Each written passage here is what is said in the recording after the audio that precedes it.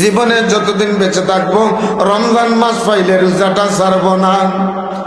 হে দুনিয়ার মানুষ, হে জগৎচির মানুষ, আমি বলতে চাই সামনে রমজান মাস আসছে। এখন থেকে আমি প্রস্তুতি নিতাম না, জোরে হোক নিতাম না। কিন্তু যারা রোজা রাখে না, একদল আসেনি রোজা রাখে না, রমজান মাস হইলেও সে বাজারে যায়, মার্কেটে যাইয়া পর্দা লাগাই হোটেল তুকায় আসেনি না নাই? আওয়াজে বোঝা যায় নাই? আসেনি না নাই?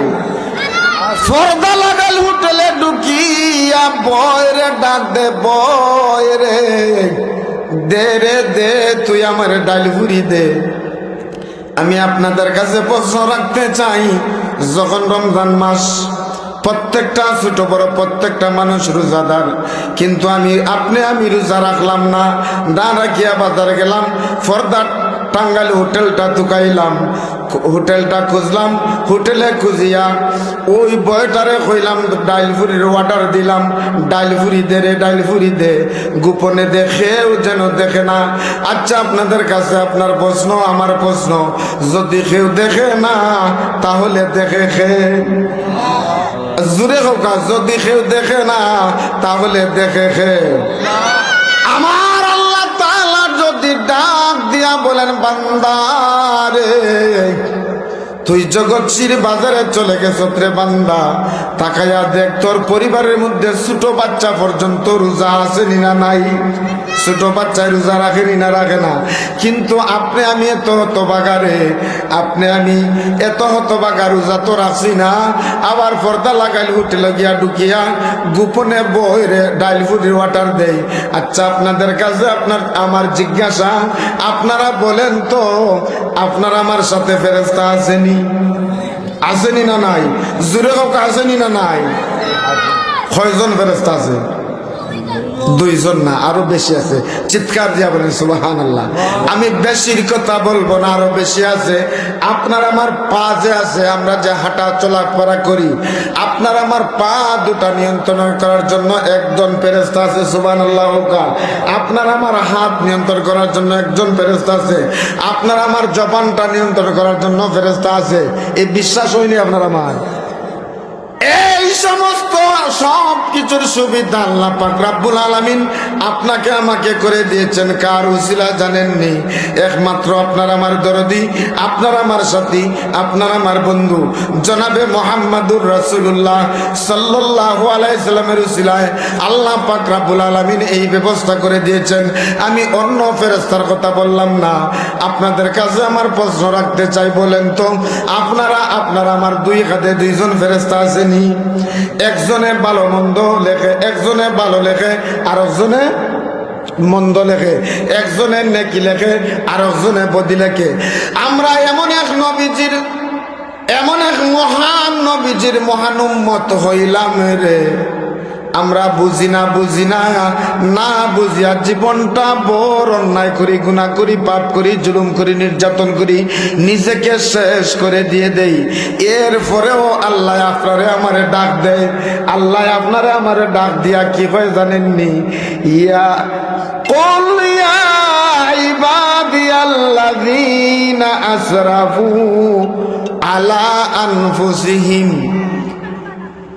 আমার আল্লাহ তাআলা ডাক দিয়া বলে, বান্দারে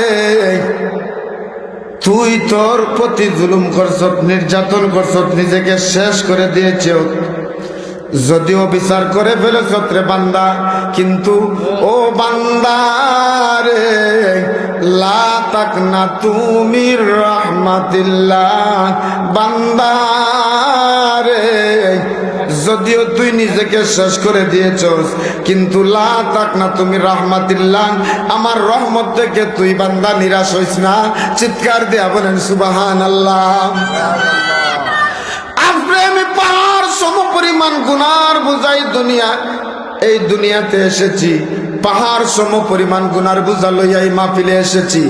এই মাহফিলে আসিয়া যদি আপনার আমার মনটা নরম হয়, আল্লাহর কাছে তওবা করি, আল্লাহ পাক রব্বুল আলামিন আপনার আমার পাহাড় সম পরিমাণ গুনাহ এই পাহাড় সম পরিমাণ গুনারে আল্লাহ নেকিতে রূপান্তরিত করার ক্ষমতা আছে না নাই? জোরে হোক আছে না নাই? হ্যাঁ জগৎচির বাবারা, বন্ধুরা, ভাইয়েরা রে, কিসের তকব্বরি, কিসের অহংকারে, কিসের বাহাদুরি করো রে? আজ মরলে কাল 2 দিন হয়ে যাবে। চিৎকার দিয়ে বলেন ঠিক না বেটি? আজ মরলে কাল কয়দিন হবে? 2 দিন হবে। এই জন্য আমি প্রত্যেকটা প্রায় জায়গা যতটা প্রোগ্রামে যাই, বেশিরভাগ প্রোগ্রামে এই আলোচনা যদি আমার এসে যায়, আমি বলে দেই আপনার আমার হায়াত মাত্র 3 দিনের। কয় দিনের? কয় দিনের? জুড়ে হোক কয় দিনের? একদিন আসতে লেগে গেছে, আর একদিন যাইতে বিদায় দেওয়ার সময়, আর মধ্যখানে রইল কয়দিন? একদিন। এই একদিনের জিন্দগি আপনার আমার 60, 50, 70, 80, 90 বছরের জিন্দগি। এই একদিনের জিন্দগি লইয়া আপনি আমি কে তো অহংকারী, তকব্বরি, বাহাদুরি করি রে? হে জগৎচির মানুষ, এখনো সময় আছে। সামনে রমজান মাস, তওবা করুন।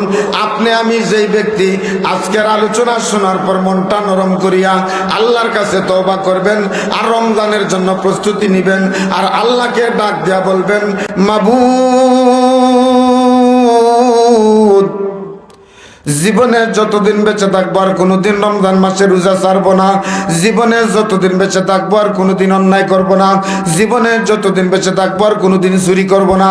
জীবনে যতদিন বেঁচে থাকবো আর কোনোদিন এতিমরে ঠকাইব না। জীবনে যতদিন বেঁচে থাকবো আর কোনোদিন বন্ধে যাইয়া, হাওরে যাইয়া আরো বেটার আইল অর্ধেক কাটিয়া আনবো না। এমন কৃষক আসেনি? আসেনি? এমন কৃষক আসেনি? অর্ধেক আইল, তার অর্ধেক আইল খাসা দে, আইল খাসা দে, আইল খাসা দে, আইল খাসা দিয়া অর্ধেক আছে। মনে করেন তার ও আইলটা তার অতটুকু কাটতো, কিন্তু অর্ধেক লইয়া যার কি? এমন মানুষ আছে না নাই? আল্লাহ এমন ধরনের কৃষক যদি থাকে, তা আল্লাহ যেন এরা হেদায়েত দান করে। সবাই হোক আমিন।